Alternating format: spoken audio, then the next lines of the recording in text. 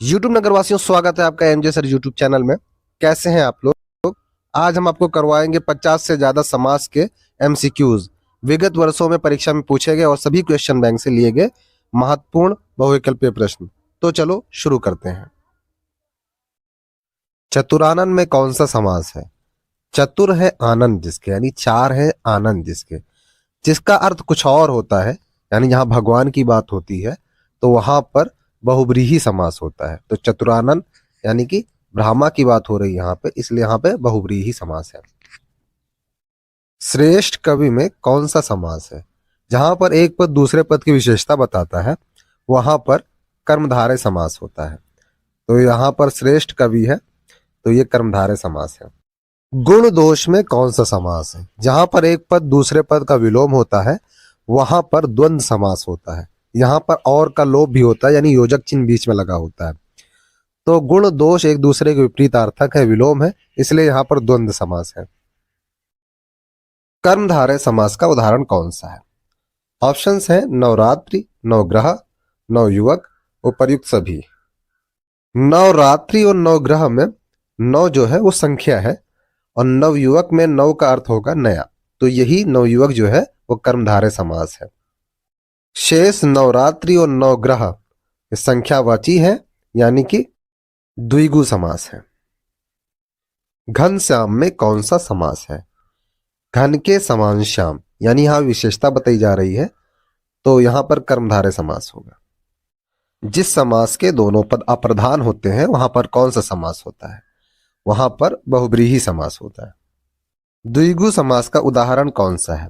Options है नववधु, नवग्रह, नवरत्न, उपर्युक्त सभी। नववधु और नवग्रह, यहां पर नव का अर्थ होता है नया। नवरत्न यहां पर नौ संख्या के लिए है, इसलिए नवरत्न ही द्विगु समास है। द्विगु समास संख्यावाची जहां शब्द होते हैं वहां पर होता है। ठीक है। विशेषण और विशेष्य के योग से कौन सा समास बनता है? सही जवाब होगा कर्मधारय समास। देवासुर में कौन सा समास है? देव और असुर ये एक दूसरे के विलोम है, इसलिए इसमें द्वंद्व समास है। गजानन में कौन सा समास है? गज प्लस आनंद, यानी गज जैसा आनंद है जिसका, यहां पर बहुब्रीही समास है क्योंकि गजानन का अर्थ होता है गणेश। सुरारि में कौन सा समास है? सुर कहते हैं देवताओं को, प्लस अरि, अरि कहते हैं शत्रुओं को। सुर के अरि हैं जो, यानी कि राक्षस, तो यहां पर बहुब्रीही समास है। निशाचर में कौन सा समास है? निशा यानी रात, रात में विचरण करने वाला, यानी कि राक्षस, तो यहां पर बहुब्रीही समास है। परमेश्वर में कौन सा समास है? परम प्लस ईश्वर, यहां पर ईश्वर की विशेषता बताई जा रही है तो यहां पर कर्मधारय समास है। अंधकूप शब्द में समास है। अंध प्लस कूप यानी कि अंधा कूप, यहां पर कूप यानी कुएं की विशेषता बताई जा रही है, इसलिए यहां पर कर्मधारय समास है। पाप पूर्ण में समास है। पाप पूर्ण दोनों एक दूसरे के विलोम है, इसलिए यहां पर द्वंद्व समास है। दोपहर में समास है। दोपहरों का समाहार, यहां पर यह संख्या बता रहा है तो सीधा सीधा हम क्या लिख लेंगे? द्विगु संख्यावाची, जहां पद हो वहां पर हम सीधा सीधा द्विगु लिखते हैं। नीलकंठ में समास है। नीलकंठ का विग्रह होगा, नीला है कंठ जिसका, यानी कि शिव, तो यहां पर बहुब्रीही समास है। दीर्घायु पद में समास है। दीर्घ प्लस आयु, यानी कि लंबी है आयु जिसकी, तो यहां पर एक पद दूसरे पद की विशेषता बता रहा है, इसलिए यहां पर कर्मधारय समास है। परमाणु समस्त पद का उदाहरण है। ठीक है, तो परमाणु किसका उदाहरण है पहले विग्रह करके देख लेते हैं। परम है अणुजो, यानी कि ये कर्मधारय समास का उदाहरण है। अन्न जल में समास है। अन्न और जल यानी खाना और पानी ये दोनों एक दूसरे के अपोजिट है, विलोम है, इसलिए यहां पर द्वंद्व समास होगा। अगला प्रश्न है चक्रपाणी में समास है। चक्र है हाथों में जिसके, पाणी में जिसके, यानी कि विष्णु जी के, तो यहां पर बहुब्रीही समास है। अगला प्रश्न है चौराहा शब्द में कौन सा समास है? चौराहा चार राहों का समाहार, इसलिए यहां पर द्विगु समास होगा। ऑप्शन बी सही है। अगला प्रश्न है सप्ताह में समास है। सप्त आहों का समूह यानी 7 दिनों का समाहार, यहां पर द्विगु समास होगा। ऑप्शन बी सही है। अगला प्रश्न है जल थल में समास है। जल और थल एक दूसरे का अपोजिट है, इसलिए यहां पर द्वंद्व समास होगा। ऑप्शन बी सही है। अगला प्रश्न है समस्त पद के पदों को अलग करने की प्रक्रिया को कहते हैं। इसको समास विग्रह कहा जाता है। ऑप्शन बी सही है। अगला प्रश्न है, कौन सा समास समाहार का बोध कराता है? द्विगु समास। ऑप्शन बी सही है। अगला प्रश्न है, नौ रात्रियों का समूह में समास है। यहाँ पर नौ संख्यावाची शब्द है, इसलिए यहाँ पर द्विगु समास होगा। ऑप्शन बी सही है। अगला प्रश्न है, 10 या 15 में समास है। 10 और 15 एक दूसरे के अपोजिट है, विलोम है, इसलिए यहाँ पर द्वंद्व समास होगा। ऑप्शन बी सही है।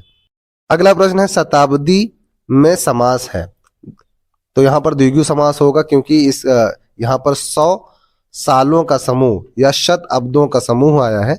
जहां पर संख्यावाची पद हो वहां पर हम द्विगु समास लिखते हैं। अगला प्रश्न है, अमीर गरीब में समास है। अमीर गरीब एक दूसरे के अपोजिट है, इसलिए यहाँ पर द्वंद्व समास होगा। ऑप्शन बी सही है। अगला प्रश्न है, घी शक्कर का समास विग्रह है। घी और शक्कर, यानी कि ऑप्शन सी सही है। जहां पर योजक चिन्ह होता है उसका मतलब होता है, उसका अर्थ होता है और। अगला प्रश्न है, त्रिलोक में समास है। 3 लोकों का समाहार, यहाँ पर संख्यावाची शब्द है, इसलिए यहाँ पर द्विगु समास होगा। ऑप्शन ए सही है। अगला प्रश्न है, पूर्व पद संख्यावाची होता है। आप लोगों को समझाया जा चुका है कई प्रश्न के उत्तरों में, तो यहाँ पर सी सही है, यानी द्विगु समास में होता है। अगला प्रश्न है, द्वंद्व समास की पहचान है। द्वंद्व समास में दोनों पद प्रधान होते हैं। ऑप्शन ए सही है। अगला प्रश्न है, चंद्रशेखर पद में समास है। चंद्र है शिखर पर जिसके, शिव जी के, तो यहाँ पर बहुब्रीहि समास है। जहां पर अन्य पद प्रधान होता है वहां पर बहुब्रीहि समास होता है। अगला प्रश्न है, तन मन धन में कौन सा समास है? ये सब एक दूसरे के अपोजिट हैं, इसलिए यहाँ पर द्वंद्व समास होगा। ऑप्शन बी सही है। अगला प्रश्न है, नील गगन में समास है।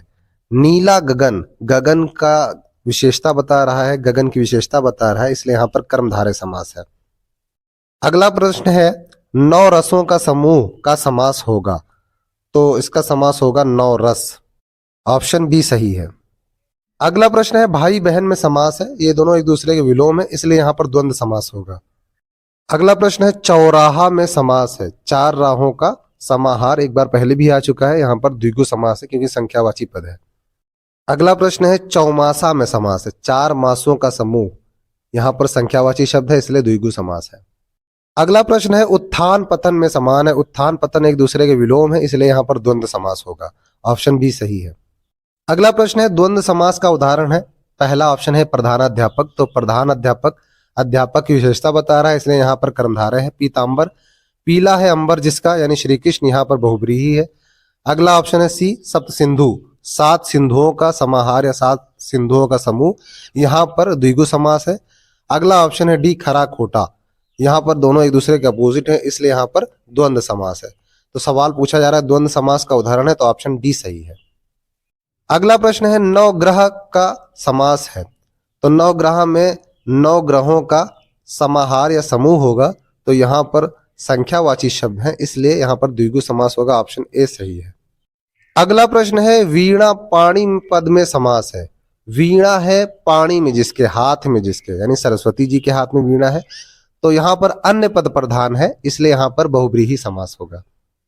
अगला प्रश्न है, त्रिफला का समास विग्रह है। त्रिफला का समास विग्रह होगा 3 फलों का समाहार। ऑप्शन ए सही है। अगला प्रश्न है, पाप पुण्य में समास है। ये दोनों एक दूसरे के विलोम है, इसलिए यहाँ पर द्वंद्व समास है। ऑप्शन बी सही है। अगला प्रश्न है, हर्ष विषाद में समास है। हर्ष खुशी को कहते हैं, विषाद गम को कहते हैं, दोनों एक दूसरे के विलोम है, इसलिए यहाँ पर द्वंद्व समास होगा। ऑप्शन बी सही है। अगला प्रश्न है, दाल रोटी में समास है। दाल रोटी एक दूसरे के अपोजिट है, दोनों अलग अलग चीजें हैं, इसलिए यहाँ पर द्वंद्व समास होगा। अगला प्रश्न है, राधा कृष्ण में समास है। राधा कृष्ण में द्वंद्व समास होगा। अगला प्रश्न है, माता पिता में समास है। यहाँ पर भी द्वंद्व समास होगा। ऑप्शन बी सही है। अगला प्रश्न है, तिरंगा में समास है। तिरंगा का विग्रह होगा 3 रंगों का समाहार। यहाँ पर संख्यावाची पद है, इसलिए यहाँ पर द्विगु समास होगा। ऑप्शन बी सही है। अगला प्रश्न है, भवानी शंकर पद में समास है। यहाँ पर द्वंद्व समास होगा। शिव पार्वती या भवानी शंकर आदि आते हैं, तो वहां पर द्वंद्व समास होगा, क्योंकि ये दोनों एक दूसरे के अपोजिट है, एक दूसरे के साथ है। पति पत्नी, इसमें भी द्वंद्व समास ही होता है, तो ऑप्शन बी सही है। अगला प्रश्न है, द्विगु समास किस पद में है? राजा रानी एक दूसरे के अपोजिट है, इसलिए यहाँ पर द्वंद्व समास होगा। पापपूर्ण, यहाँ पर भी द्वंद्व समास होगा। चौराहा, 4 राहों का समाहार या 4 रास्तों का समाहार, यहीं पर होगा द्विगु समास, क्योंकि यह संख्यावाची पद है। ऑप्शन सी सही है। अगला प्रश्न है जल थल में समास है, दोनों एक दूसरे के अपोजिट है, विलोम है, इसलिए यहां पर द्वंद्व समास होगा। अगला प्रश्न है त्रिभुज में समास है, तीन भुजाओं का समाहार, यहां पर तीन संख्यावाची पद है, इसलिए यहां पर द्विगु समास होगा। अगला प्रश्न है हानि लाभ में समास है, दोनों एक दूसरे के अपोजिट है, विलोम है, इसलिए यहां पर द्वंद्व समास होगा, ऑप्शन ए सही है। अगला प्रश्न है सुख दुख में समास है, ये दोनों एक दूसरे के अपोजिट है, विलोम है, इसलिए यहां पर भी द्वंद्व समास होगा, ऑप्शन डी सही है। अगला प्रश्न है त्रिवेणी में कौन सा समास है, तीन नदियों का समाहार को त्रिवेणी कहा जाता है, तो इसलिए यहां पर तीन आ रहा है, संख्यावाची शब्द आ रहा है, तो यहां पर द्विगु समास होगा, ऑप्शन सी सही है। अगला प्रश्न है षड दर्शन में कौन सा समास है, षड दर्शनों का समूह, यहां पर गिनती आ रही है, संख्यावाची शब्द है, इसलिए यहां पर द्विगु समास होगा।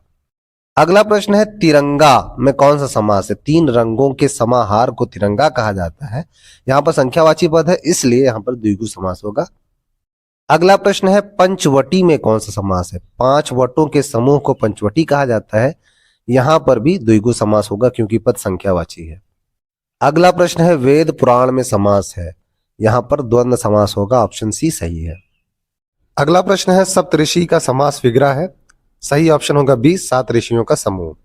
अगला प्रश्न है चतुर्वर्ण में समास है, द्विगु समास है, चतुर्वर्ण में चार वर्णों का समूह यानी संख्यावाची पद है, इसलिए द्विगु समास है। अगला प्रश्न है दशानन का समास विग्रह है, 10 है आनन यानी मुख जिसके, तो ऑप्शन ए 10 है मुख जिसके रावण, वह सही है। अगला प्रश्न है गंगा यमुना का समास विग्रह है, तो जहां पर योजक चिन्ह होता है उसका अर्थ होता है और, तो गंगा और यमुना यानी ऑप्शन का सही है। अगला प्रश्न है भीमार्जुन में समास है, भीम और अर्जुन ये दोनों एक दूसरे के अपोजिट है, इसलिए द्वंद्व समास है। अगला प्रश्न है राम रहीम समस्त पद का सही समास विग्रह है, राम और रहीम, ऑप्शन बी सही है। शुभाशुभ में समास है, शुभ और अशुभ दोनों एक दूसरे के अपोजिट है, इसमें ऑप्शन सी द्वंद्व समास रहेगा। अब आपके स्वर्णिम भविष्य की कामना करते हुए यहीं पर हम अपनी क्लास को विराम देते हैं। जय हिंद, जय भारत।